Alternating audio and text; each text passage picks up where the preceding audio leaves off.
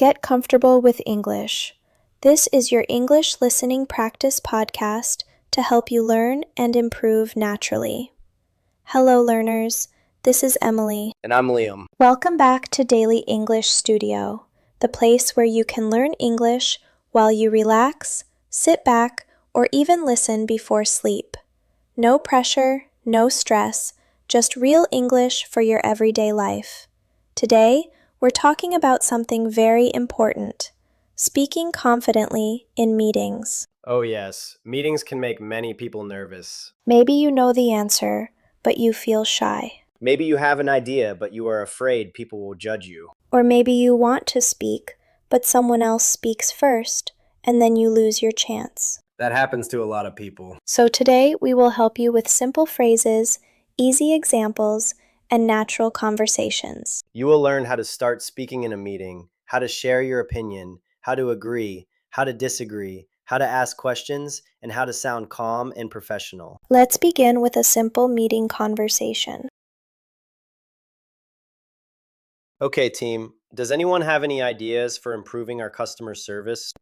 Yes, I have a suggestion. Sure, go ahead. I think we could reply to customer messages faster. Maybe we can create a simple reply template for common questions. That's interesting. How would that help? It would save time, and customers would not have to wait too long. Good point. I like that idea. Thank you. I think it could make our process smoother. Great. Let's discuss it with the team. Okay, let's break this conversation down. The girl started with a very useful phrase. I have a suggestion. This is a great way to enter a meeting conversation. It sounds polite, it sounds professional, and it gives people a clear signal that you want to speak. You can also say, I'd like to share an idea. I have something to add. Can I make a quick suggestion? May I add something here? These phrases are simple, but they help you sound confident. You don't need to speak loudly to sound confident. Exactly. Confidence is not about being loud. Confidence is about being clear. Let's practice. Repeat after us. I have a suggestion. I'd like to share an idea. I have something to add. Can I make a quick suggestion? May I add something here? Many learners feel nervous because they don't know how to start. Yes, the beginning is often the hardest part. You may think, should I speak now? Is this the right time? What if I interrupt someone? That's why starter phrases are so helpful. Here are some simple ways to begin. Can I add something? I'd like to say something about that. I have a thought on this. May I share my opinion? I think this is a good time to mention something. These phrases help you enter the conversation smoothly. Let's hear a small example. The team is talking about a new project deadline. The manager says, we need to finish this project by Friday. You want to say that Friday may be too soon. You can say, Can I add something? manager says, sure. Then you say, I think Friday might be difficult because we still need feedback from the design team. Very good. You didn't say, no, Friday is impossible. That sounds too strong. Instead, you used soft and professional English. I think Friday might be difficult. This sounds calm and respectful.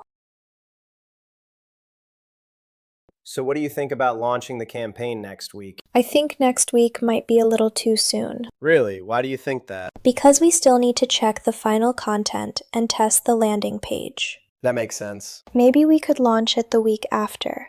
That would give us more time to prepare properly. Good suggestion. Let's look at the timeline again. This is a great example of giving your opinion politely. The girl didn't say, this is a bad idea. She said, I think next week might be a little too soon. This is soft, respectful, and professional. The phrase, I think, is very useful. It helps you share your opinion without sounding aggressive. You can say, I think we should try another option. I think this plan could work. I think we need more time.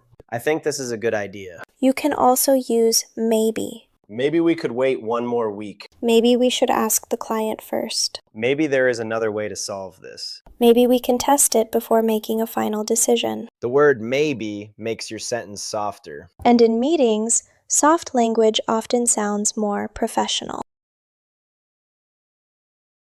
Giving an opinion is good. But explaining your opinion is even better. If you only say, I don't like this idea, people may not understand why. But if you give a reason, your point becomes stronger. Use this simple structure. Opinion. Reason. Example. Let's try. Opinion.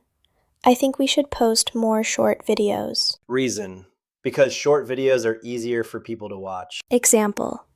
For example, we can create one short tip every day. Very clear. Let's make another one. Opinion. I think we need more time. Reason. Because the report is not complete yet. Example. For example, we still need sales data from last month. Perfect. This simple structure helps you sound organized. And when you sound organized, you sound more confident. I have a quick question about the new plan. Sure. What would you like to know? Who will be responsible for sending the final report? Good question. I think Sarah will handle that Okay, thanks. And when do we need to send it? by Thursday afternoon. Got it. Thank you for clarifying. Asking questions in meetings is also a form of confidence. Yes, some people think confident people always give answers. But confident people also ask clear questions. If you don't understand something, it is okay to ask. You can say, I have a quick question. "Could you explain that again? Can you clarify one thing? What do you mean by that? Could you give an example? Who will be responsible for this? When is the deadline?" What is the next step?" These questions are simple, but very useful. Now let's talk about agreeing. Sometimes you don't need to give a big opinion. You can build confidence by simply agreeing with someone. This is a great way to speak more in meetings. You can say, "I agree. That makes sense. Good point. I think that's a great idea." I completely agree with you. I was thinking the same thing. Let's hear a conversation. I think we should send the proposal today so the client has enough time to review it. I agree. That makes sense. Great. I also think sending it today will make us look more prepared. Good point. Let's do that. See? The girl didn't say a lot. But she still sounded confident. She said, "I agree. That makes sense." Then she added one more sentence. I also think sending it today will make us look more prepared. That is a great meeting habit. First, agree. Then add a reason. Simple and effective. Now this part is very important. How to disagree in a meeting. Many people feel nervous about disagreeing. They don't want to sound rude. But in professional meetings, disagreement is normal. You just need to do it politely. Don't say, "You're wrong," or "That's a bad idea," or "I don't like that." These can sound too direct. Instead, say, "I see your point, but," or "I understand what you mean, but," or "That's a good idea, but I'm a little concerned about," or "I'm not sure that will work because," or "Maybe we could look at another option." These phrases are much softer. I think we should reduce the budget for marketing this month. I see your point, but I'm a little concerned about that. Why? Because we have a new product launch coming up. If we reduce the marketing budget now, fewer people may see the campaign. That's true. Maybe we could reduce another cost instead. Good idea. Let's review the full budget first. That was a very professional disagreement. The girl started with, "I see your point." That shows respect. Then she said, "But I'm a little concerned about that." That sounds calm. Then she explained why.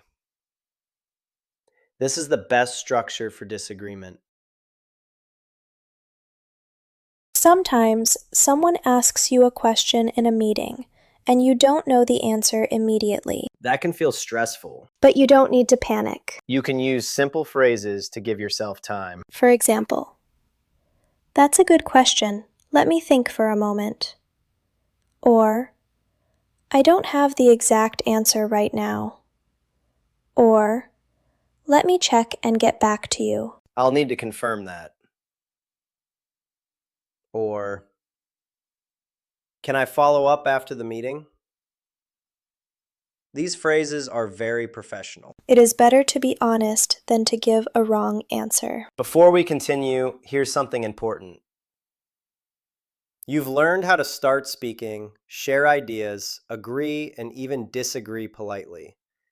But this is only half of the story. In the next part, we'll show you how to handle difficult situations in meetings, like what to say when you don't know the answer, or how to interrupt politely without sounding rude, and how to sound confident even when you feel nervous. Trust me, this is where most people struggle. So don't miss part 2. Make sure you subscribe and turn on notifications.